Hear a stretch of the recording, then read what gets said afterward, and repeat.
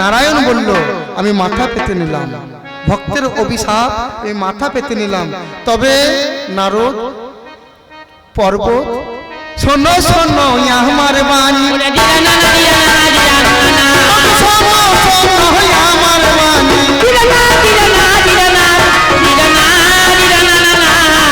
তুমি আমার কথা নেবে যখন আমার যাও, আমার কথা নেবে বলছে আমি তেতার বুকে তোমাদিকে আমি যখন আমি বউ হারিয়ে কাঁদবো, সত্য তো নয়, তেতাতে যখন বউ হারিয়ে কাঁদবো, কিন্তু তুমি কথা দাও পর্বত তুমি ভল্লুক হবে আর এই নারদ তুমি বানর হবে। আমার যখন বউ হারিয়ে কাঁদবো তোমরা যত বানরের দল,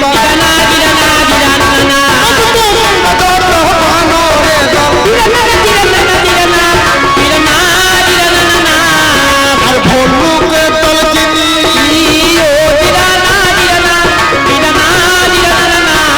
আরে বিশ্বকর্মার পুত্র হইবে জন্ম তুমি। আমি যখন বউ হারিয়ে কাঁদবো তোমরা যত বানরের দল আর নল নীল বিশ্বকর্মা পুত্র তোমরা ভল্লুক হয়ে আমার সীতাকে উদ্ধার করা তোমরা কাজে দেবে। তাই তো এই লীলা সম্পন্ন করতে, ওই ভক্তের বাঞ্ছা পূরণ করতে এই রামের বউ হারিয়ে গিয়েছে।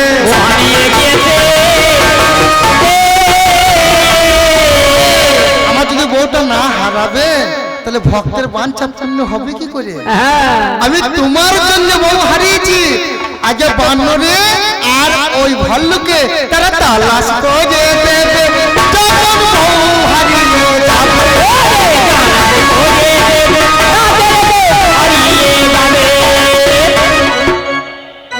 তবে আমাকে একজন এক কাকা বাবু বলছে সত্যের পরে একের পরে দুই হয়, একের পর তিন, মানে তেতাকে তিন ধরেছে, একের পর তিন কেন এলো, দুই না হয়ে দাপন না হয়ে তেতা কেন এলো?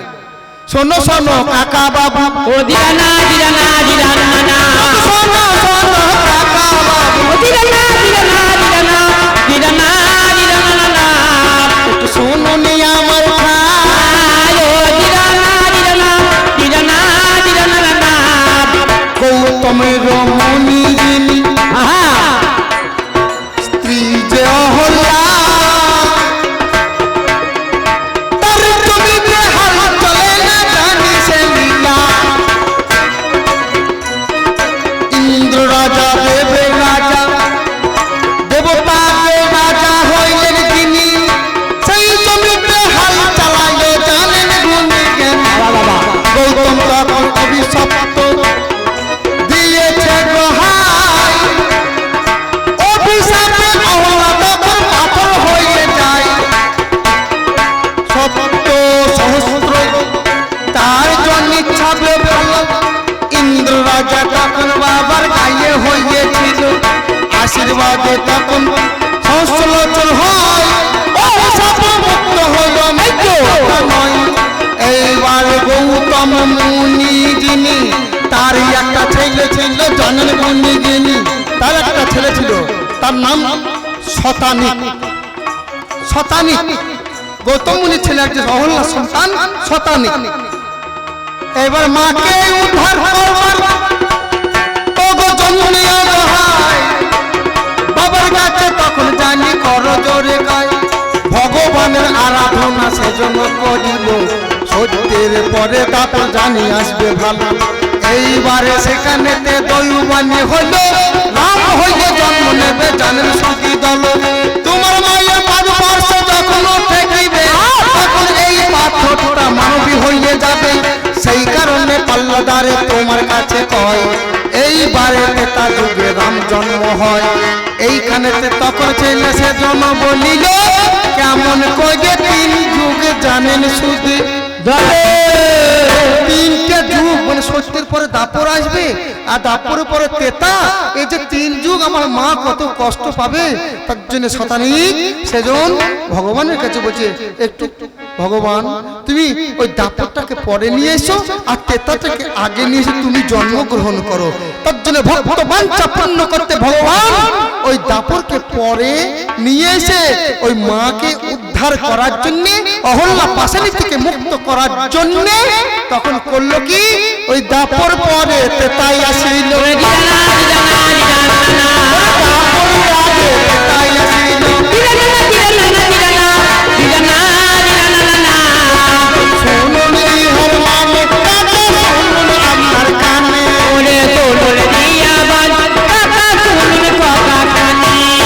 ভক্তবাঞ্ছা পূরণ করিনি, আমি ভক্তবাঞ্ছা পরপর পূরণ করেছি।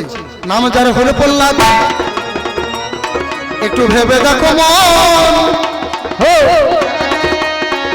তার বাবা হিরণ্যকশিপু জানেন সর্বজন, হিরণ্যকশিপু যিনি কৃষ্ণ জানা, কিন্তু প্রহ্লাদে আমার হরিনাম করিবে জানেন ষোলোই আনা।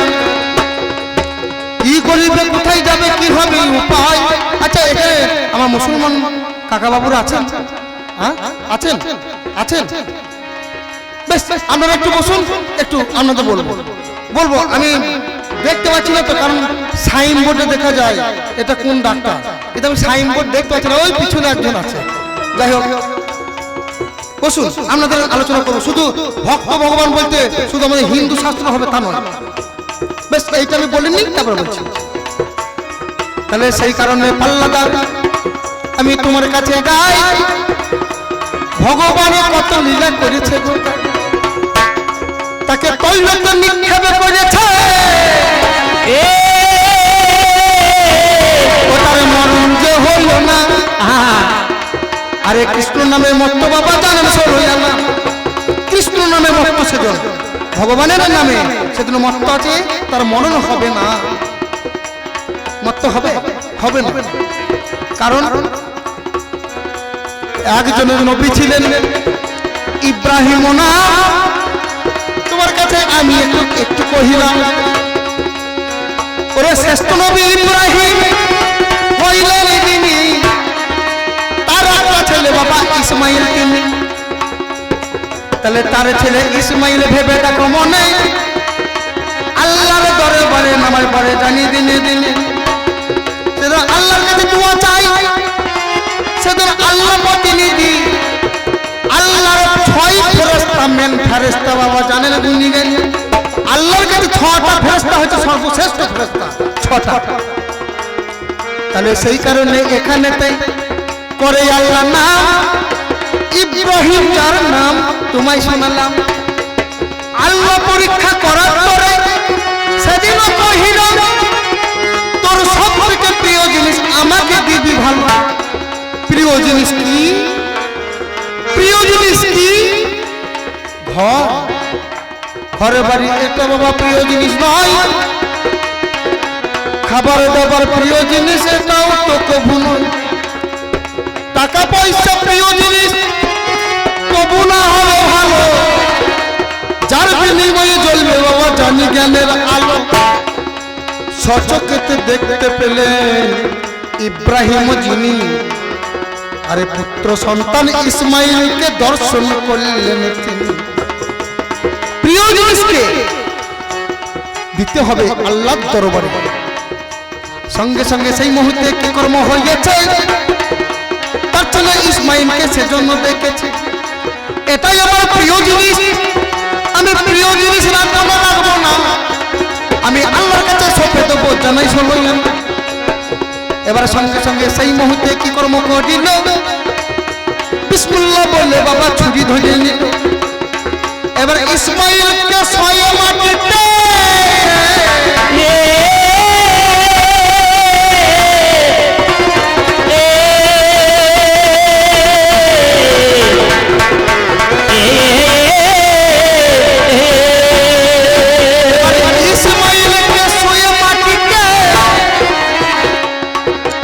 সবাই বলে জবাই, জবাই নয়, ভালো ভাষা হচ্ছে জবে হোক, ভালো ভাষা হচ্ছে জবে হোক, জবাই নয়।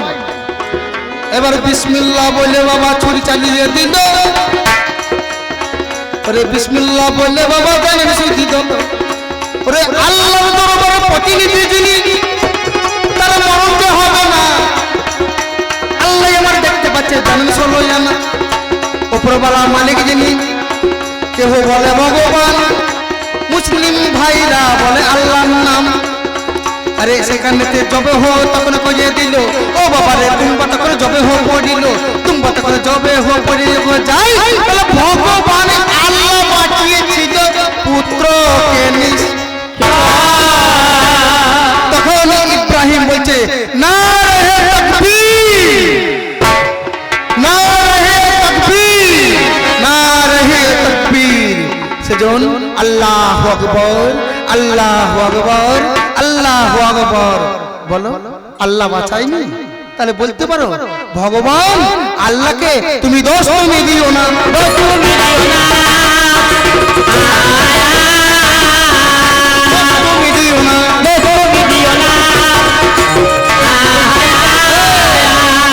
আমার দিনের নবী হযরত মুহাম্মদ দিলানা দিলানা দিলানা না আমার দিনের নবী হযরত মুহাম্মদ দিলানা দিলানা দিলানা দিলানা দিলানা না আর হইলেন গতি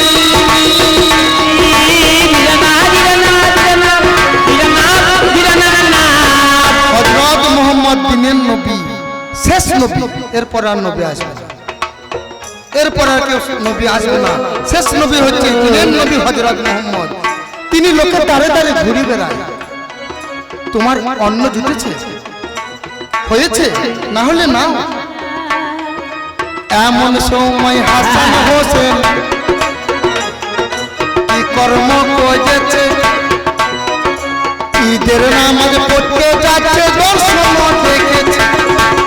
ঈদের নামাজ পড়তে যাচ্ছে সবাই। মা ফাতেমাকে বলল মা আম্মা জান, আম্মা জান এই ঈদের নামাজ পড়তে যাব নতুন জামা চাই। কিন্তু ফাতেমা বললে আমরা তো গরিব, আমরা তো ফকির, সাত রঙা জামা আমাদের গ্রহণযোগ্য। এ জামা তো জামা নয়, সাত রঙা জামা। দিনের নবী যিনি দুঃখ বেদনার কথা শুনতে পেলেন তিনি। কি হয়েছে মা ফাতেমা বলো না এখানে, আজকে আমি বলব কথা একটু কবি গান। ফাতেমা বলল বাজান ওই ঈদের নামাজ পড়তে নতুন জামা চাই। সঙ্গে সঙ্গে হযরত মুহাম্মদ দোকানেতে গেল, দোকানে গিয়ে দুটি সাদা জামা কিনে নিল। দুটি জামা কিনলো বাবা ভেবে দেখো মনে, বাড়ি নিয়ে এলো জানি যাই কবি গানে। বিসমিল্লাহ বলে তখন পানি ছিটিয়ে দিল, ওই জামাতে দুটি রং দুটো ধরে গেল। ওই জামাতে দুটি রং ধরলো। বিসমিল্লাহ বলে যখন পানি ছিটিয়ে দিল তখন দুটি রং ধরলো, কি একটা নীল আর একটা লাল।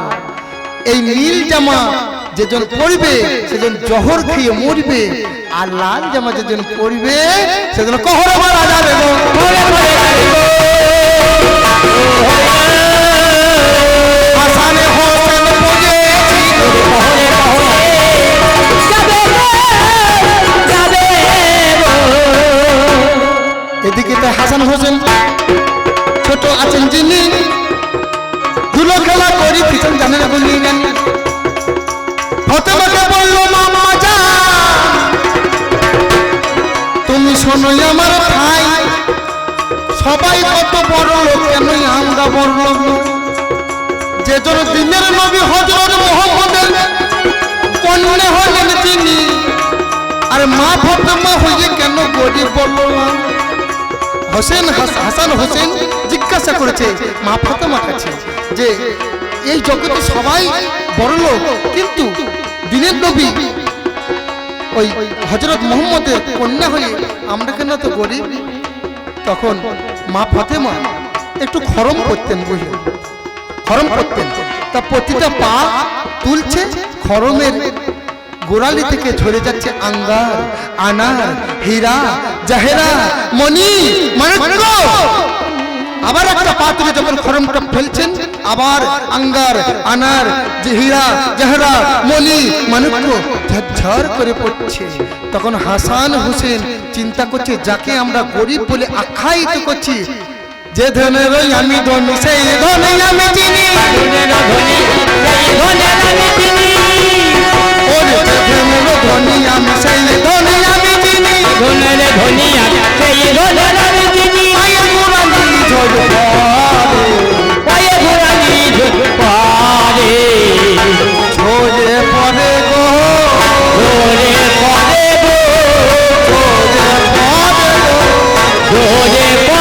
গো, মূল্যবান জিনিসগুলো ঝরে পড়ে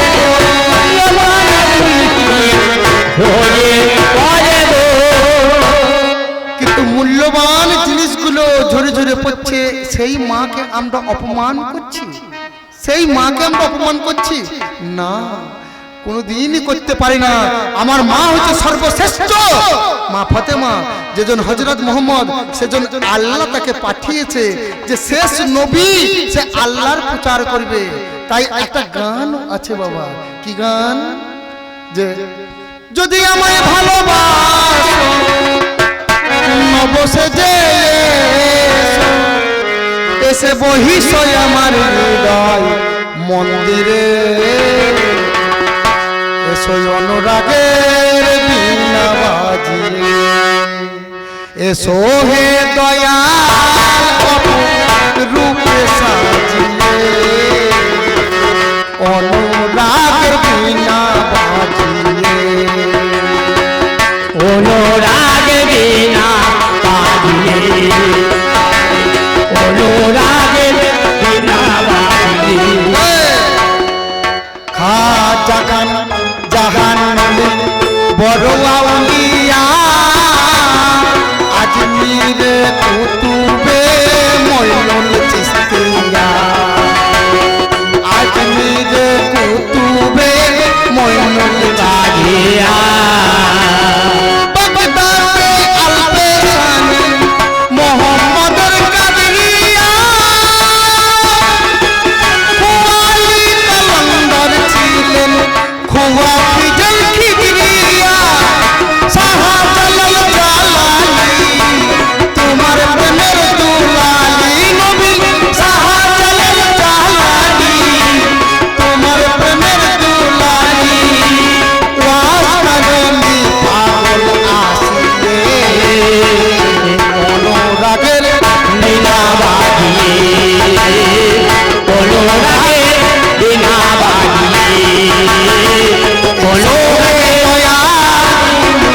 রূপ সাজিয়ে, অনুরাগের বিনা বাজিয়ে, অনুরাগের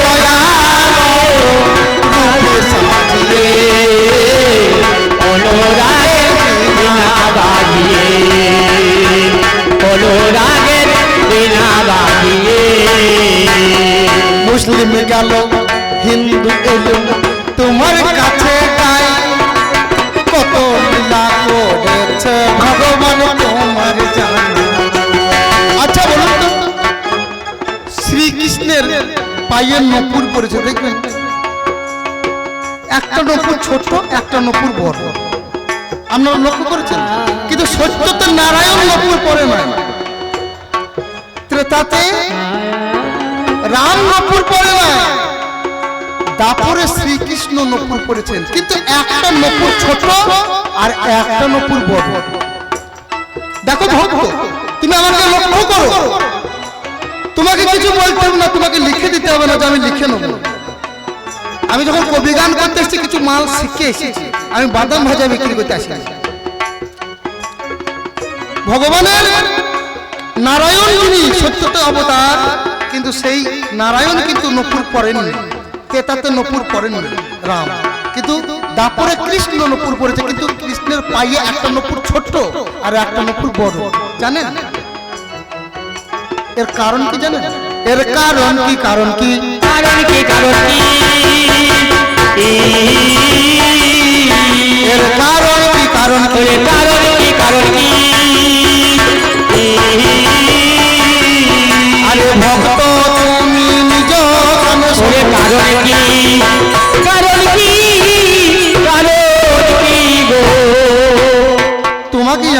করেছি, কারণ আমি এক জায়গায় বলেছি ভক্ত আমার পিতামাতা, ভক্ত আমার গুরু, আর ভক্ত আমার নাম রেখেছে বাঞ্ছকল্পতরু।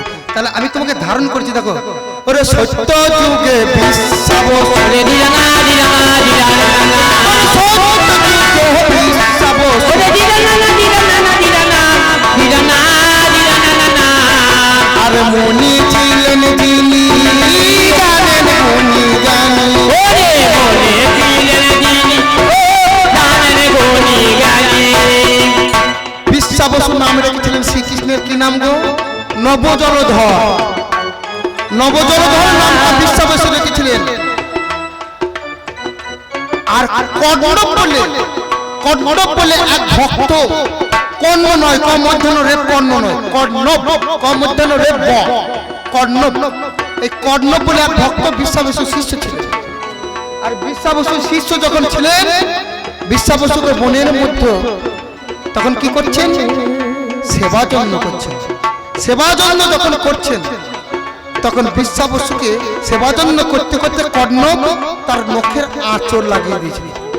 আর বিশ্বাবসু তাকে অভিশাপ করেছে, তুই নখের আঁচড় লাগিয়ে দিলি, ওরে ব্যাঙে হয়ে জন্ম নিবি বলে যে খানে, হয়ে জন্ম নিবি না হয়ে ভাবি,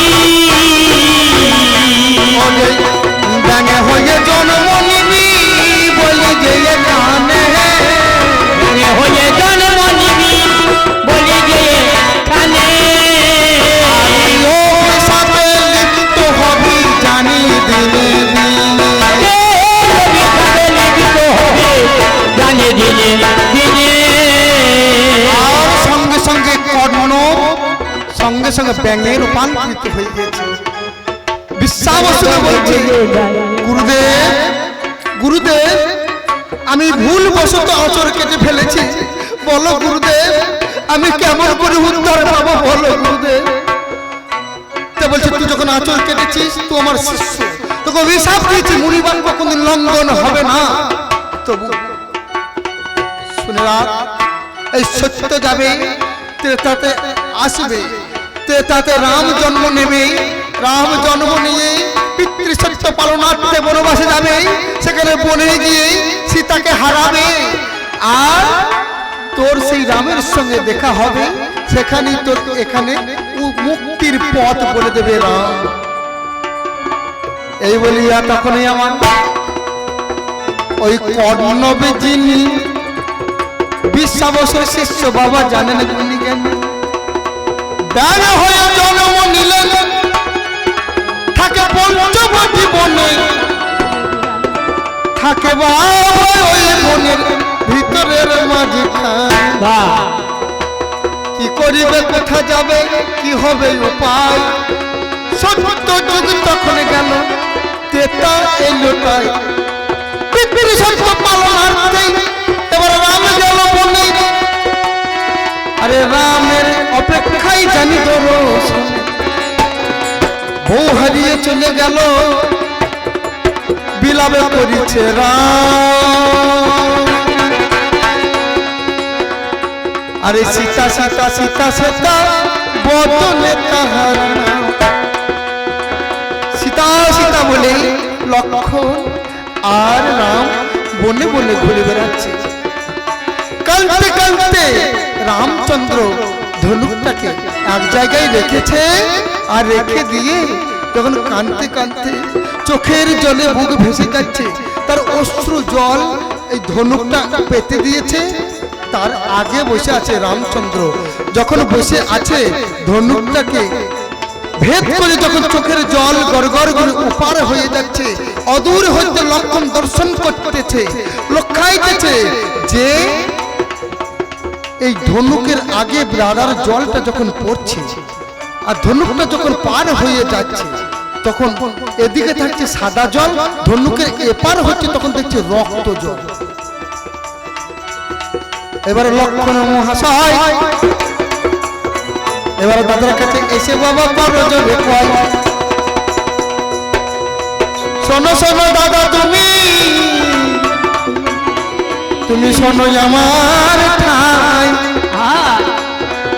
সীতার বিহনে তোমার চোখে চোখের জল ঝরছে তাই। তুমি কাঁদছো দাদা, লক্ষ্য করেছো তোমার চোখের জল ধনুকটা যখন তলায় তলায় পার হয়ে যাচ্ছে, ও পারে রক্ত জলে পরিণত হয়ে যাচ্ছে।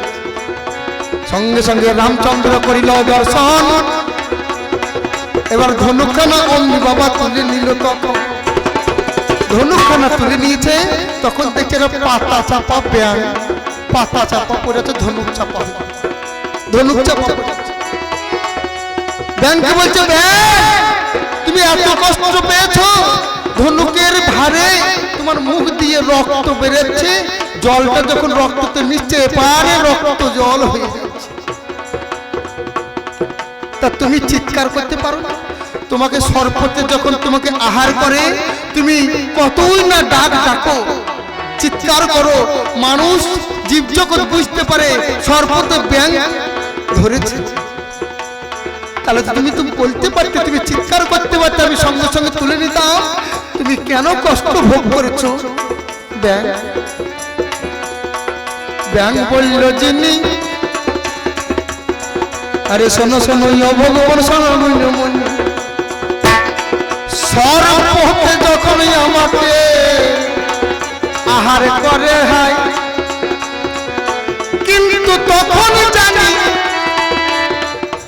যাকে আমি লোককে দেখাই, ভগবানকে দেখাই, ভগবান আমার বিনয় অপরাধে একটা সর্পতে আমাকে গ্রাস করছে। আমি তো কোনো অপরাধ করিনি, আমি রাস্তা ধরে চলতেছিলাম, কোথা থেকে পিছনে হয়েছে একটা সর্প এসে আমাকে ধরে আমাকে গিলতে চাইছে। আমি একমাত্র আল্লাহ উপরওয়ালা মালিক, আমি ভগবান তাকে দেখাচ্ছি, ভগবান বিনা দোষে তাকে আমাকে গিলতে চাইছে। তুমি বলো ভগবান, আজকে দিন সৃষ্টি স্থিতি লয় প্রলয়, একটু আপনি শুনে যান। সৃষ্টি স্থিতি লয় প্রলয় হইলেন তিনি, সেই জন্য মারছে বাবা জানেন গুলি জ্ঞান। বলছে যে যাকে আমি দেখাই, যাকে আমি সাক্ষী রাখি, সেজন্য আমাকে স্বয়ং মারছে, আমাকে চাপা দিয়েছে। আমি কাকে নালিশ করব? তিনি তো আমাকে চাপা দিয়েছেন, আর আমি নালিশ করব কাকে? আর নালিশ করার কেউ। এবার সঙ্গে সঙ্গে রামে তখন পরশ করে দিল। ও বাবা রে কর্ণ, সেই ছেলেটা হল ছেলে রূপ ধারণ করলো। বললো বলো তুমি সাধারণ ব্যাং ছিলে না, বলো তুমি কে? বলছে সত্য যুগে বিশ্বাবসু হরুদেব হয়ে আমি তার সেবা যত্ন করি, জানেন মহাশয়। আমি আচর কেটে জানিয়েছিলাম, বিনিময়ে অভিশপ্ত জীবন আমি আমার হয়ে গেল, আমি সেটা দেখিয়ে নিলাম।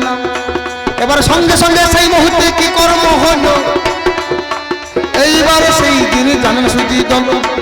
এবার কর্ণমণি যে এবার কর্ণব তখন বাবা বলিয়ে দিয়েছে। কর্ণব তখন বলেছে, তো যে গুরুদেব হে ভগবান, তো ভগবান বলে তুমি কি বর চাও?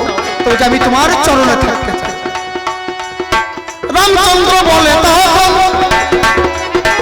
আমি এই যুগতে নেব না, আশীর্বাদ করছি আমি জানেন শোনো জানা নেব। এই যাবে ত্রেতা, আমি তাপর যুগে আমি জন্ম নেব, দৈবকীর উদরে জন্ম নেব কৃষ্ণ হয়ে, কিন্তু তোকে আমি আমার পায়ে নপুর করে রাখব।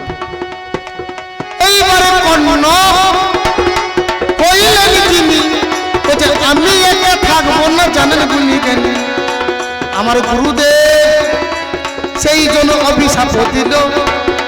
তাহলে আমার কারণে তাকে নিতে হবে, জানেন সুজিত। বলছে গুরুদেবকে শুধু নিতে হবে। রামচন্দ্র বলে তথাস্থ, বেশ ঠিক আছে আমি নেব। এবার দাপরে যুগে তখন বাবা অমনি চলে গেল, ডান পায়ে ও বাবা রে তাকে নিয়ে নিল, ডান পায়ে নপুরটাকে কর্ণবকে শিষ্যটাকে নিল। কিন্তু বললো তুই তার খালি ছোট থাকবে, কারণ গুরুদেব তো বড়, আমার বাম পদতে থাকবে গুরু ওই বিশ্বাবসু যিনি, আরে ডান পদতে থাকবে বাবা জানেন তুমি। কিন্তু বাঁ পায়ের নপুরটা আমার বড় থাকবে, আর ডানে পায়ের নপুরটা ছোট থাকবে, কারণ তো গুরুদেবের চেয়ে ছোট, তার জন্য ডান পায়ের নপুরটা শ্রীকৃষ্ণের ছোট আর বাঁ পায়ের নপুর বড়। তাহলে সেই কারণে ভক্ত আমি তোমার কাছে গাই, আমি ভক্তকে ধারণ করিলাম সেথায়। আমি চরণ প্রান্তে স্থান দিয়েছি ভেবে দেখো মনে, তাহলে ভক্ত হয়ে ভগবানের নিন্দা করলো বলো কোন কারণ? তাহলে সেই কারণে পাল্লাদারে তোমার কাছে গাই, ভক্ত হয়ে ভগবানের নিন্দা করাই উচিত না।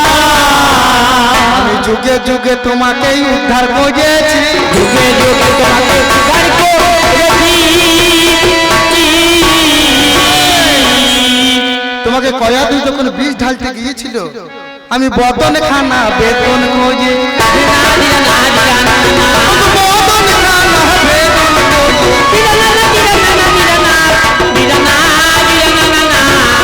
আমি বিস্পন্ন কহিলাম,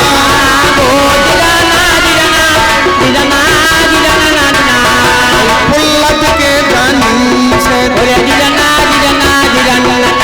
জানি গো বাঁচালাম আমি তোমারে শোনালাম।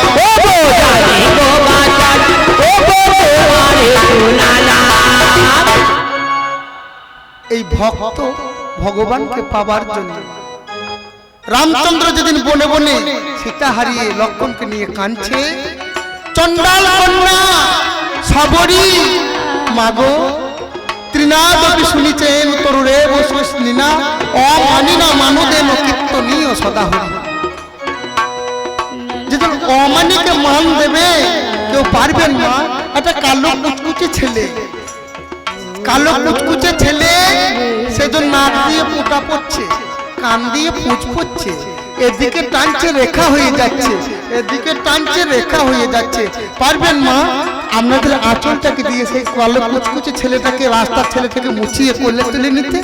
যদি পারেন তাহলে জানবো অমানিকে মান দিচ্ছেন। সেরকম ছিল কি সবরী, সবরী ছিলেন চণ্ডাল কন্যা, গ্রামে তাকে বসবাস করতে দিত না। তার সর্বাঙ্গে খড়ি উঠছে, তেল নেই, মাথাতে উকুনে বাসা বেঁধেছে,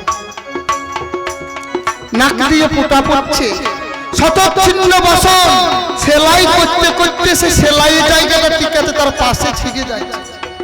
কিন্তু পঞ্চবটী বনে এই সবরী পরম ভক্তা তিনি করেছেন কি ফুল পেতে রেখে দিয়েছে। এই পথে রাম আসবে, যদি কাকর ফুটে যায়, কাঁটা ফুটে যায়, তার জন্য ফুল পেতে রেখে দিয়েছে। সেজন্য চিন্তা করছে এই পথেই আসবে প্রভু হে দেবতারে, এই পথে আসবে প্রভু হে দেবতারে।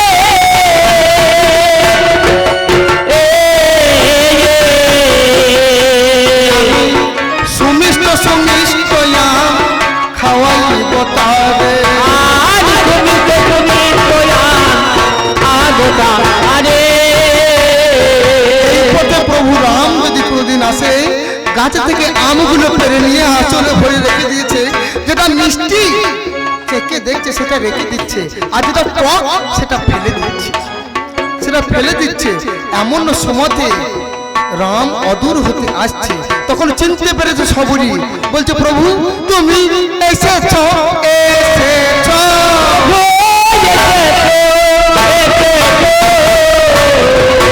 তুমি আমায় ভালোবেসে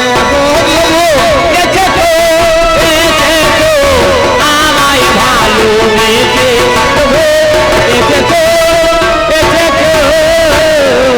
এসো এসো প্রভু তুমি আমার আম খাও, জন্য তুমি বাবা ভক্ষণ করে দাও।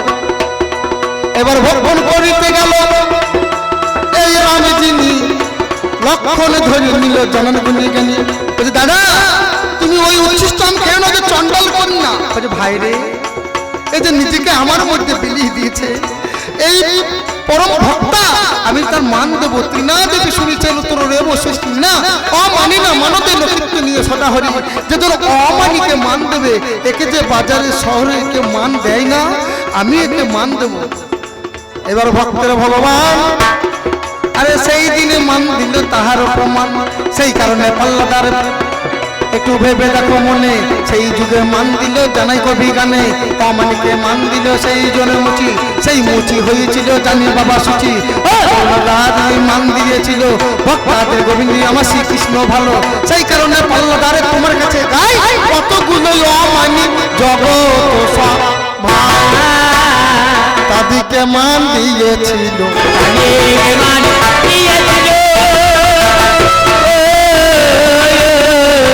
ভগবানের পরশে উদ্ধার হলো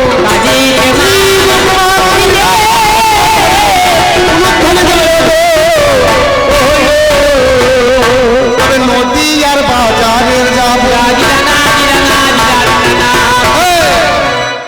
যেজন ভক্ত সেই জানে কি জানে জানেন ওরে কৃষ্ণ নামে পাগল হলো যারা কৃষ্ণ নামে পাগল হলো যারা কৃষ্ণ নামে পাগল হলো যারা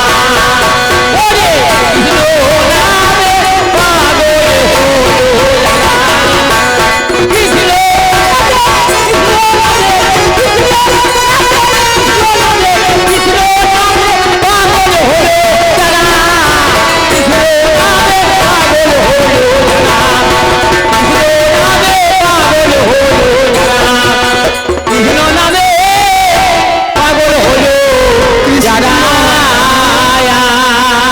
কৃষ্ণ নামে পাগল হইল কারা গো এই কৃষ্ণ এই অমূল্য ধন পেতে গেলে আগে সর্বহারা হইতে হবে তবে এই ভগবানকে পাওয়া যাবে সেই আল্লাহকে পাওয়া যাবে আর তোমার জমির মধ্যে আল কাটাকাটি কান কাটাকাটি হাত কাটাকাটি করলে আল্লাহকে পাবে না তার জন্য 5 ওয়াক্ত নামাজ পড়তে হবে যে গরিব দুঃখীকে দান করতে হবে মিলাদ দিতে হবে কোরআন শরীফ পড়তে হবে আল্লাহর দরবারে যেতে হবে মসজিদে যেতে হবে মানুষ হয়ে মানুষকে দেখতে হবে ইসলাম হচ্ছে শান্তির পথিক সেই ইসলাম শান্তি বজায় রাখতে হবে তবে তো তোমরা সেই ভক্ত আর তোমরা আল কাটাকাটি করবে বোম মারামারি করবে তাতে কাজ হবে না তাহলে কৃষ্ণ নামে পাগল হলে যারা এই অমূল্য ধন পেতে গেলে এই অমূল্য ধন পেতে গেলে হতে হয়তো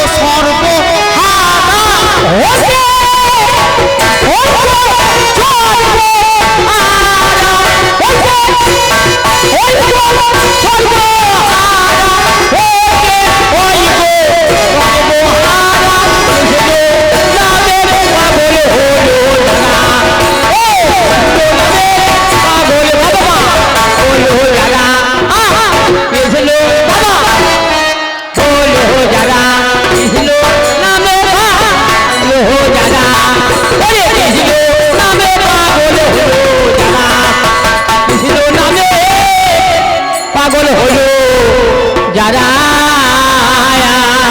নামে যারা অভিরুচি অসুচি হয় গসুচি ছিল বাল্মীকি মুচি বৈষ্ণবের সেবা ওরে বৈষ্ণবের সেবা ওরে নামে যারা অভিরুচি অসুচি হয় গসুচি ছিল বাল্মীকি মুচি বৈষ্ণবের সেবা ওরে বৈষ্ণবের সেবা যারা চরণ ধুয়ে গিয়েছিল স্বয়ং পাণ্ডব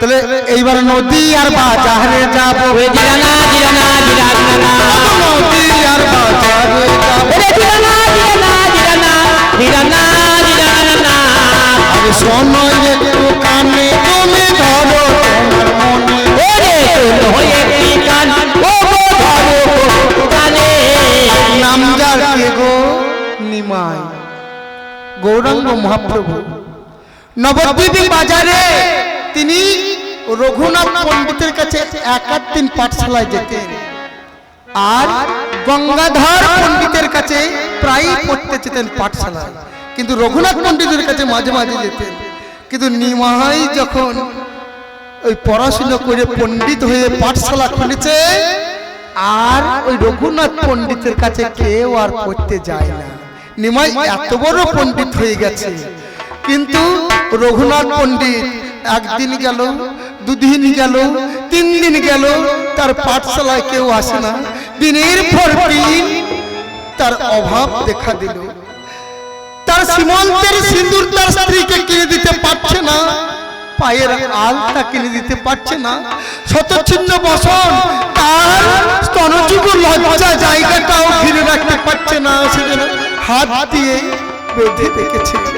কিন্তু তখন চিন্তা করলো কি, নবদ্বীপের বাজারে তখন ওর স্ত্রীকে রঘুনাথ পণ্ডিত বলছে, ওগো নবদ্বীপ আমাদেরকে দুবেলা দুমুঠো অন্ন জোগাড় করে দিতে পারছে না। যেদিন থেকে নিমাই আমার পণ্ডিত হয়েছে সেদিন থেকে আমার পাঠশালায় কেউ যেন কি করিবে, কোথায় যাবে, আর কি হবে উপায়, কোথায় গেলে অন্নটুকু সেদিন খুঁজে পায়। নবদ্বীপ আমাকে আর রাখতে পারবে না, চলো স্ত্রী চলো, দুজনাতে আমরা চলে যাব কলকাতার দিকে। এই নবদ্বীপের ঘাট পার হয়ে উপহারের দিকে চলে যাব, ওই কলকাতার দিকে একটা পাঠশালা খুলবো। সেই পাঠশালায় যদি কোনো ছাত্র আসে দুবেলা দুটো অন্ন জোগাড় করে দেবে। এইবারে নিমাই যিনি পণ্ডিত যিনি সোদপুর থেকে পানিহাটি থেকে আসিতেছেন, পাঠশালা শেষ করে আসছেন। উপারে হচ্ছে মিয়াপুর, যেটা মায়াপুর বলে আখ্যায়িত আছেন। রাজা হোসেন শাহ আমলে ওটা মিয়াপুর নাম ছিল। ওপারে যখন নৌকা চেপেছে গৌরাঙ্গ মহাপ্রভু, এপারে দাঁড়িয়ে আছে কে, অপেক্ষা করছে কে, রঘুনাথ পণ্ডিতের স্ত্রী আর রঘুনাথ পণ্ডিত। তাদের শতচ্ছিন্ন বসন, সীমন্ত সিঁদুর নেই, হাতে পলাবালা নেই, লাল সুতো দিয়ে মাগো বেঁধে রেখেছে সে রঘুনাথ পণ্ডিতের স্ত্রী, লাল সুতো দিয়ে বেঁধে রেখেছে স্বামীর সত্তাকে রেখে দেওয়ার দাঁড়িয়ে আছে। ওপার হতে নৌকা এপার আসবে, এমন সময়তে আমরা নৌকাতে চেপে ওপার চলে যাব কলকাতার দিকে। এবার ওপার থেকে নৌকা বাবা যা করে ছেড়ে দিল, সেই নৌকাতে বহু সুন্দর জানি চেপেছে।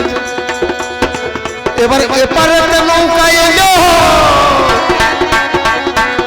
নামছে গৌর সুন্দর, আর গুরু মাতা গুরু পিতাকে দেখে করিলেন দর্শন। দর্শন করছে গুরুদেব, গুরুদেব বলো গুরুদেব, এই শতচ্ছিন্ন বসন নিয়ে মহাজননী আদরিনী বলো না এরকমই কেন করে দাঁড়িয়ে আছে গো, তার লজ্জা নিবারণের জন্য শতচ্ছিন্ন বসন নিয়ে। রঘুনাথ পণ্ডিত বললেন, ওরে নিমাই, ওরে নিমাই শোন বাবা, তুই যেদিন থেকে টোলের পণ্ডিত হয়েছিস সেদিন থেকে আমার পাঠশালা বন্ধ হয়ে গেছে বাবা। বলতে পারিনি, দুবেলা দুমুঠো অন্ন জোগাড় করে দিতে পারিনি। তোর গুরুমান কতদিন না খেয়ে আছে রে, আমিও না খেয়ে আছি। তার সীমন্তের সিঁদুর কিনে দিতে পারিনি এমন স্বামী আমি। হাতে পলাবালা ভেঙে গেছে, শঙ্খ মুখ ভেঙে গেছে, হাতে লাল সুতো বেঁধে রেখেছে বাবা। আমার পাঠশালাতে কেউ কোনো রুটি রোজগার হয়নি। এবার নিমাই বললেন, এবার গুরুদেব সেখানে কাঁদছেন যিনি, ছোটবেলার গুরুদেব জানেন গুণী জ্ঞান। এবার ছোটবেলার গুরুদেব রঘুনাথ তার স্ত্রী নিমাইকে পেয়ে কাঁদতে লেগেছে। কাঁদিতে কাঁদিতে নিমাই বলছে, আমি হলাম দোষী, তোমাদের এই কারণের জন্য বড় যে আফসোস, আমি যে বড় আফসোস। গুরুমা তুমি ফিরে চলো নবদ্বীপে।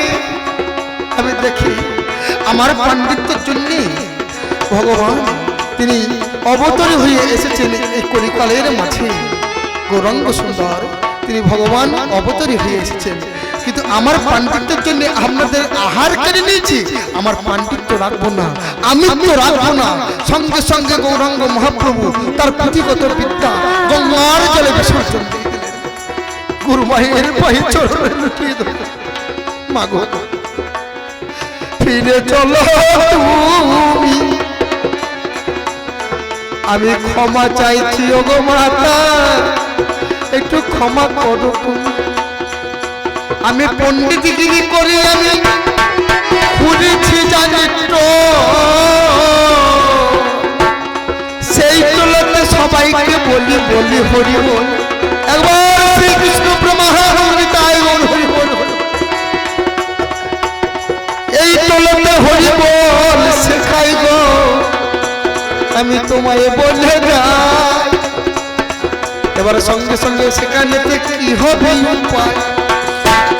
মাগো মা, তোমাকে কালকে দেবো না মা, আমি তো কারো কাছে তোলের পণ্ডিতগিরি করে আমি টাকা নিই না। নিমাই বলছে আমি তো কারো কাছে টাকা নিই না, নেব না মা, টাকা নিই না, কিন্তু আমার বলতে তো কিছু নেই। আমি তোকে শিক্ষা দিই, তারা যেন আমার কাছে শিখে, আমি নিঃস্বার্থভাবে এসেছি। কিন্তু তোমাকে এই যে সঙ্গে সঙ্গে বসনের কাপড় কিনতে হবে, তোমাকে কাপড় ভিক্ষা করতে হবে, তোমাকে সিঁদুর ভিক্ষা করে আনতে হবে নদিয়ার বাজারে। আমি আজকে ভিক্ষা করতে যাবো নদিয়ার বাজারে, বসন ভিক্ষা করে নিয়ে আসবো, আলতা ভিক্ষা করে নিয়ে আসবো, সিঁদুর ভিক্ষা করে নিয়ে আসবো মায়েদের কাছে। আমার গুরু মাকে আমি নিজের মতো করে সাজিয়ে দেবো। তার জন্যে সেদিন আঁচল পেতে নদিয়ার নগরে নগরে এভাবে গৌর সুন্দর আজ নদিয়া বিহার হলো ভিখারি, গুরুদেব তোমার লাগিয়া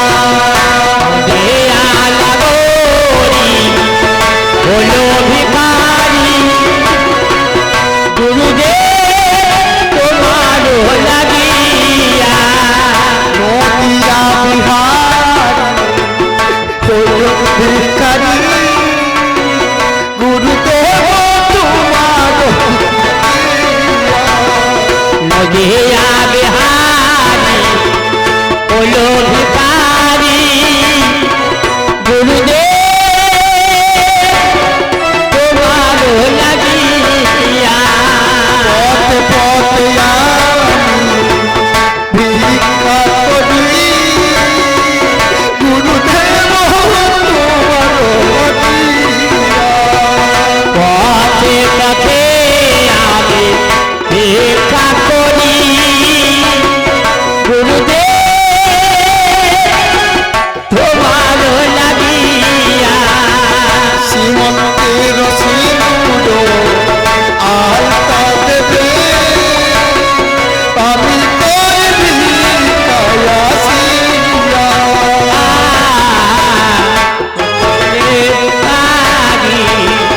ভিক্ষা করি, গুরুদেব তোমার লাগিয়া, মা জননিয়া নিমাইলো আলতা সিঁদুর ভিক্ষার লাগিয়া। মা জননী জননী ও তোমার, তার কাছে দূরে ভিক্ষা লাগিয়া, মা জননিয়া নিমাইলো গুরু মায়ের সিঁদুর লাগিয়া। মা জননী আদরিণী নিমায় এলো, মা জননী নিমায় লাগিয়া, নদিয়া বিহার হলো ভিখারি, গুরুদেব তোমার লাগিয়া। নদিয়া বিহারি হলো ভিখারি, গুরুদেব তোমার লাগিয়া। এবার এই ভগবান সুন্দর যিনি হ্যাঁ আচল পেতে ভিক্ষা বাবা করেছেন তিনি সেদিন আলতা সিন্দুর ভিক্ষা চাইছে গুরু মায়ের জন্য গো হাই নগর নগরে বাবা পরিক্রমা করিয়া বেড়ায় আমার কত জননী আদরিনী তারা ভিক্ষা দিল আলতা সিন্দুর এনে বাবা তাকে দিয়ে দিল এবারে তখন বাবা ভিক্ষা পেল যে গৌর সুন্দর তখন বাবা দাঁড়িয়ে রয়েছে এবারে বারে বারে ভিক্ষা করে ভিক্ষা করে ভিক্ষা করে